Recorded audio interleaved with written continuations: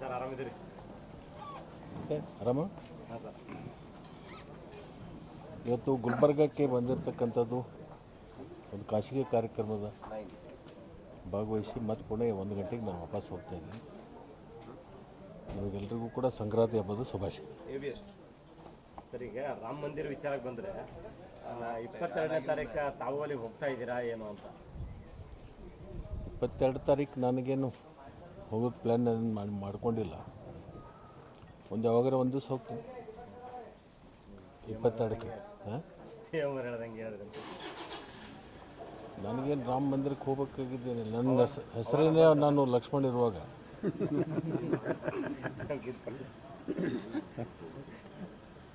MP election ಬರ್ತಿದೆ sir.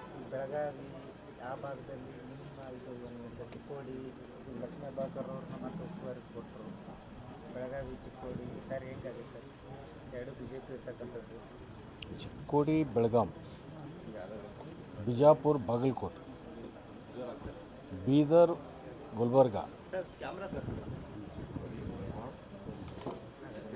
Raichur Ballari Koppal, Hyderabad Karnataka, Mumbai Karnataka, almost all ನಾವು ಕಾಂಗ್ರೆಸ್ ಗೆಲ್ತೀವಿ. ಅಲ್ಲ, ಅವ್ರು 28 ಗೆಲ್ತೀವಿ ಅಂತ. ಅವ್ರ ಪಕ್ಕದ ರಾಜ್ಯದ್ದು ಇನ್ನೆರಡು ಸೇರಿಸಿ ಹೇಳ್ತಾರೆ ಸಮೀಪ ಬಂದಂಗೆ. 30ಕ್ಕೆ ಬರ್ತಾರೆ ಅವ್ರು. ಪಕ್ಷದಲ್ಲಿ ಸೂಕ್ತ ಸ್ಥಾನಮಾನ ಸಿಕ್ಕಿಲ್ಲ ಅಂತ ತಮಗೂ ಅಸಮಾಧಾನ ಆಯಿತು. ಯಾರು ಹೇಳಿದರು? ನೀವು ಶುರು ಮಾಡಿರಿ ಇವತ್ತು. ಮೊನ್ನೆ DCM ಒಂದು ಸಭೆ ಕೂಡ ಬೆಳಗಾವಿಯಲ್ಲಿ ಆಯಿತು, ಅದಕ್ಕೂ ಕೂಡ ತಮ್ಗೆ ಕರೆದಿಲ್ಲ, ಆಹ್ವಾನ ಕೊಟ್ಟಿಲ್ಲ. ಯಾವುದು DCM? ಬೆಳಗಾವಿಯಲ್ಲಿ ನಡೆದಂತಹ ಸಭೆಗೂ ಕೂಡ ಯಾವುದು ಕಾಂಗ್ರೆಸ್ ನಾಯಕರ ಸಭೆಗೆ ಯಾರು ಯಾವಾಗ ಕರೆದಿದ್ದು? ರೀಸೆಂಟ್ ಆಗಿ ಮಾಹಿತಿ ಕೊರತೆ ಇದೆ ನಿನಗೆ. ಈಗ ಮೋದಿ ಅವರು ಮತ್ತೆ ದಕ್ಷಿಣದತ್ತ ಮುಖ ಮಾಡ್ತಾ ಇರುವಂಥದ್ದು ಈ ಭಾಗಕ್ಕೆ ಬರ್ತಾ ಇದ್ದಾರೆ ರೀಸೆಂಟ್ ಆಗಿ. ಚುನಾವಣೆ ಬಂದಾಗ ಬರ್ತಾರೆ. ಬರಗಾಲ ಬಿದ್ದಾಗ, ಪ್ರವಾಹ ಬಂದಾಗ, ಅತಿವೃಷ್ಟಿ ಆದಾಗ ಬರಲ್ಲ. ಚುನಾವಣೆ ಬಂದಾಗ ಬರಲೇಬೇಕಲ್ಲ, ಬರ್ತಾರೆ. ಸರ್, ನಿಮ್ಮ ಹಳೆಯ ಸ್ನೇಹಿತರು CM ಅವ್ರ ಬಗ್ಗೆ ಹಿಡ್ಕೊಂಡು ಎಲ್ಲರ ಬಗ್ಗೆ ಏಕವಚನದಾಗ ಮಾತಾಡ್ತಾರೆ, ಏನು ಹೇಳಿದ್ರು? ಯಾರು? ಅನಂತಕುಮಾರ್ ಹೆಗಡೆ ಅವರಿಗೆ ನಾನು ಮಾಧ್ಯಮದ ಮುಖಾಂತರ ಹೇಳಲಿಕ್ಕೆ ಬಯಸ್ತೀನಿ, ಈ ಥರ ನೀವು ಮಾತುಗಳನ್ನು ಆಡೋದ್ರಿಂದ ನಿಮ್ಮ ಬೆಲೆ ಕಮ್ಮಾಗುತ್ತೆ ಹೊರತಾಗಿ ಜಾಸ್ತಿ ಆಗಲ್ಲ. ಎರಡನೇದು, 5 ವರ್ಷ ಇವತ್ತು ನಾಪತ್ತೆ ಆಗಿದ್ರು.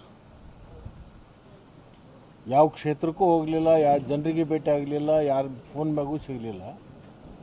ಈಗ ಇಂಥ ಅನಾವಶ್ಯಕವಾಗಿ ವಿವಾದಾತ್ಮಕ ಹೇಳಿಕೆಗಳನ್ನು ಕೊಟ್ಟ ಪ್ರಚಾರದಾಗ ಬಂದು ಮತ್ತೆ ಟಿಕೆಟ್ ಪಡ್ಕೋಬೇಕು ಅಂತಕ್ಕಂಥ ವಿಚಾರದಲ್ಲಿ ಅವರು ಮಾಡ್ತಿರ್ಬೋದು. ಅದರಿಂದಲೇ ಅವ್ರಿಗೆ ಲಾಭ ಆಗಲ್ಲ, ಅದರಿಂದ ಹಾನಿ ಆಗುತ್ತೆ ಅವ್ರಿಗೆ. ಯತೀಂದ್ರ ಅವರು ನಿನ್ನೆ ಹಾಸನದಲ್ಲಿ ಒಂದು ಮಾತು ಹೇಳಿದ್ದಾರೆ, ಲೋಕಸಭೆಯಲ್ಲಿ ಅತಿ ಹೆಚ್ಚು ಸ್ಥಾನ ಆಗಿದ್ರೆ 5 ವರ್ಷ CM ಆಗಿ ಸಿದ್ದರಾಮಯ್ಯನವರ ಕಂಟಿನ್ಯೂ ಮಾಡ್ತಾರೆ ಅಂತ. ಹಾಸನ ಕ್ಷೇತ್ರ ಗೆಲ್ಲಿಸ್ಕೊಡಿ, 5 ವರ್ಷ CM ಅವರು ಇರ್ತಾರೆ ಅಂತ ಹೇಳಿ ಅವರು ಯತೀಂದ್ರ ಹೇಳಿದ್ದು ಅವ್ರ ವೈಯಕ್ತಿಕ ವಿಚಾರ, ಅದು ಪಕ್ಷದ ವಿಚಾರ ಅಲ್ಲ. ಪಕ್ಷ ಹೈಕಮಾಂಡ್ ಇದೆ, ಹೈಕಮಾಂಡ್ ಏನು ತೀರ್ಮಾನ ತೊಗೊಳ್ತದೆ ಆ ತೀರ್ಮಾನ ಪ್ರಕಾರ ನಾವೆಲ್ಲ ಇರಬೇಕಾಗುತ್ತೆ. ಅದು 5 ವರ್ಷವೂ ಇರ್ಬೋದು, ಮುಂದಿನ 5 ವರ್ಷವೂ ಇರ್ಬೋದು.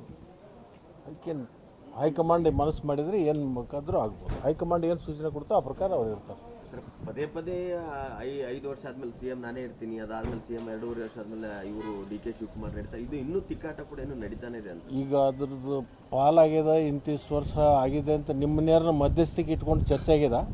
ನಮಗೇನಿಲ್ಲ ಸರ್ ಚರ್ಚೆ. ಅಲ್ಲ, ನಿಮ್ಮನ್ನ ಯಾರ ಮಧ್ಯಸ್ಥಿಕೆ ಇಟ್ಕೊಂಡು ಚರ್ಚೆ ಮಾಡಿದಾರ? ನಿಮ್ಮವರೇ ಹೇಳ್ತಾ ಇರೋದು. ನಾನು ಕೇಳೋದು ನಿಮ್ಮನ್ನ, ನೀವು ಕೇಳಕತ್ತೀರಲ್ಲ. ನಿಮ್ಮನ್ನ ಯಾರು ಹೇಳಿದ್ದಾರೆ? ಅಲ್ಲ, ಯಾರು ಹೇಳಿದ್ದಾರೆ? ಅನಾವಶ್ಯಕವಾಗಿ ನೀವು ಇದನ್ನು ಸೃಷ್ಟಿ ಮಾಡ್ತಾ ಇದ್ದೀರಿ.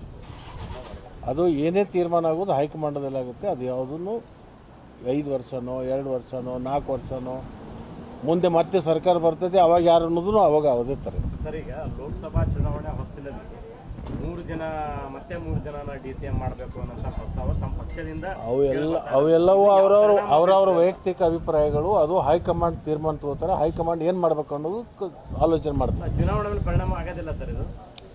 ಚುನಾವಣೆ ಮೇಲೆ ಪರಿಣಾಮ ಆಗುತ್ತೋ ದುಷ್ಪರಿಣಾಮ ಆಗುತ್ತಾ ನೋಡೋಣ. ಅದ್ರ ಬಗ್ಗೆ ಏನು ಚಿಂತನೆ ಬೇಡ. ಒಟ್ಟಾರೆ ನಮ್ಮ ಕಾರ್ಯಕ್ರಮಗಳ ಬಗ್ಗೆ ಜನರು ಸಂತೃಪ್ತಿಯಾಗಿದ್ದಾರೆ. ಈ ಪಂಚ ಗ್ಯಾರಂಟಿಯಿಂದ ಸಾಕಷ್ಟು ಮಧ್ಯಮ ವರ್ಗದವರಿಗೆ, ಬಡವರಿಗೆ ಭಾಳಷ್ಟು ಅನುಕೂಲ ಆಗಿದೆ. ನಮ್ಮ ಪರವಾಗಿ ಗಟ್ಟಿ ನಿಲ್ತಾರೆ. ಬರುವ ಲೋಕಸಭೆಯಲ್ಲಿ ನಮಗೆ 20ರಷ್ಟು ಸೀಟ್ಗಳನ್ನು ಗೆಲ್ಲಿಸ್ಕೊಡುವಂಥ ಕೆಲಸ ರಾಜ್ಯದ ಜನ ಮಾಡ್ತಾರೆ.